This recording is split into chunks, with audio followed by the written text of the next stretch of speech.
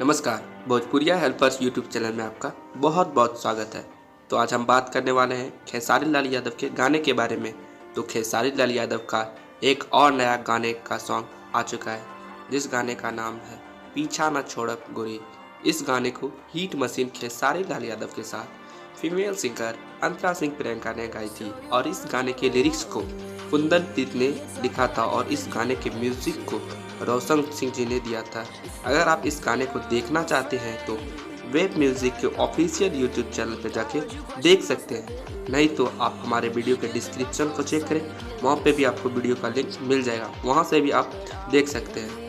भोजपुरी के इसी तरह के न्यूज़ से अपडेटेड रहने के लिए आप हमारे यूट्यूब चैनल को सब्सक्राइब कर लें, क्योंकि यहाँ पे हमेशा खेसारी लाल यादव से रिलेटेड वीडियो आपको देखने को मिलेगी। धन्यवाद।